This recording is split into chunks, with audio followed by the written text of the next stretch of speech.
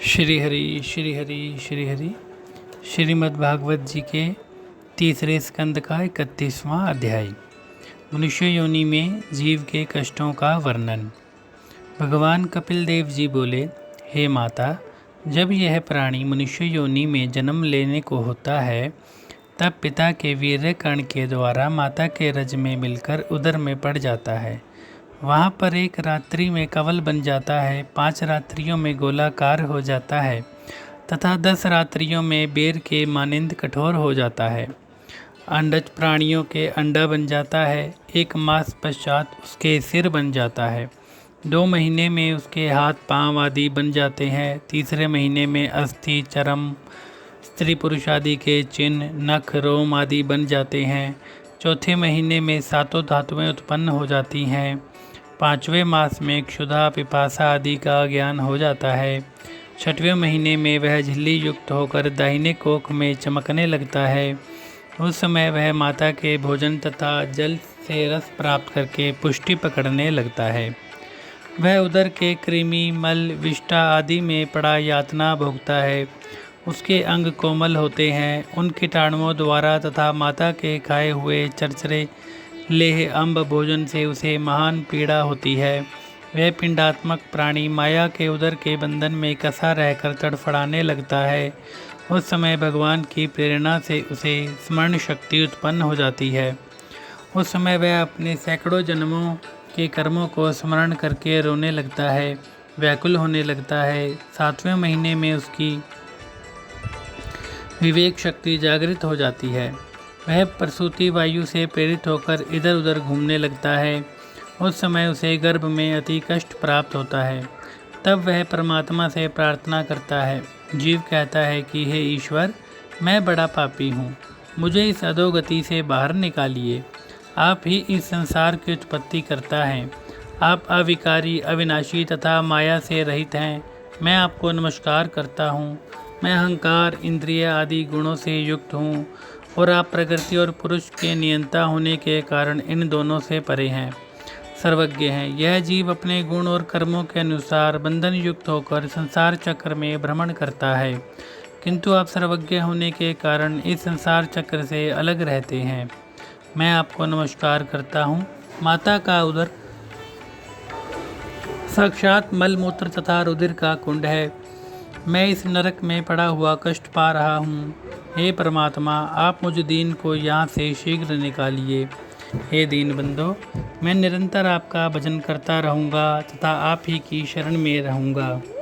हे भगवान, इस उदर के कष्ट से भी बढ़कर संसार कष्ट है। उस संसार कष्ट से तो यह उदर का कष्ट ही अच्छा है।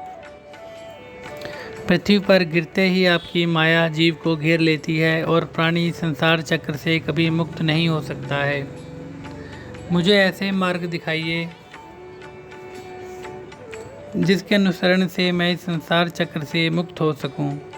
कपिल देव जी बोले, हे माता, वह गर्भस्थ बालक 10 मास पूर्ण होने पर इस भांति ज्ञान से युक्त होकर भगवान की प्रार्थना करता है। तब नीचे को मुख किए हुए माता के उदर रूपी नरक में लटके हुए उस बालक को प्रसव काल की वायु बाहर धकेलती है। उसके द्वारा वह बड़ा कष्ट सहता हुआ नीचे को सर किए हुए विष्ठा और मूत्र में पड़ा हुआ छटपटाने लगता है। फिर वह उधर से बाहर आ जाता है। पृथ्वी पर आते ही उसका सारा ज्ञान लुप्त हो जाता है और वह रोने लगता है। इस प्रकार जीव उस नरक से मुक्त होकर उस संसार रूपी घोर नरक में आता है। यहाँ पर मैली कुचैली खाट जिसमें खटमल, कीड़े, जू उसे काटते रहते हैं। मलमूत्र विष्ठा में पड़ा हुआ रोता रहता है। उसे ज्ञान कुछ नहीं होता है, केवल कष्ट प्रतीत होने पर रोने लगता है। इस प्रकार उसका बालकपन, कुमारावस्थापन समाप्त होने पर युवा हो जाता है। फिर देह अभिमान में अहंकार, क्रोध और काम बढ़ जाता है और अज्ञानवश कामासक्त होकर विषय वासनाओं में लीन हो जाता है। उदर में की हुई भगवान की प्रार्थना तथा उस प्रतिज्ञा को भूल जाता है। वह अपनी इच्छा शक्ति के लिए अनेक प्रकार के पाप करता है। अविद्या के द्वारा कर्म सूत्र में बंधा रहता है। वह भगवान की माया रूपिणी स्त्री के चक्कर में ऐसा पड़ जाता है कि वह अपने सर्वस्व को खो बैठता है। स्त्री रूपणी माया की शक्ति इतनी प्रबल है कि अपने भ्रूविलास से बड़े बड़े शक्तिशाली वीरों को भी स्ववश कर लेती है। जो मनुष्य मेरी प्राप्ति करना चाहता हो तथा योगाभ्यास के द्वारा आत्मज्ञान का इच्छुक हो, वह स्त्री रूपणी मेरी इस माया से सदा अलग रहे, क्योंकि वह मनुष्य के लिए नरक का खुला द्वार है।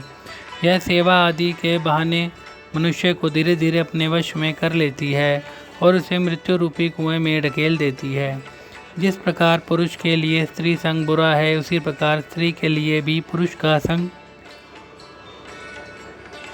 त्याज्य है। अंत समय मनुष्य की आसक्ति स्त्री में रहती है तो वह स्त्री योनि को प्राप्त होता है और वह पुत्र आदि में लिप्त रहती है।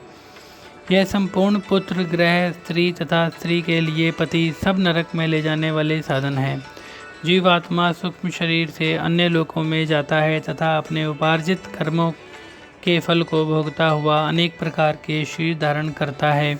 वह उपाधि रूप सूक्ष्म शरीर सदा जीव के साथ रहता है। केवल यह भूत तथा इंद्रियों से बना हुआ स्थूल शरीर पृथ्वी पर पड़ा रह जाता है। स्थूल और सूक्ष्म शरीर के योग को जन्म कहते हैं और इनके वियोग को मृत्यु कहते हैं। अतः योगी पुरुष को मृत्यु आदि से कभी भयभीत नहीं होना चाहिए, क्योंकि यह जीव कभी नहीं मरता है और संसार से विरक्त होकर आसक्ति को त्याग कर संसार में विचरे।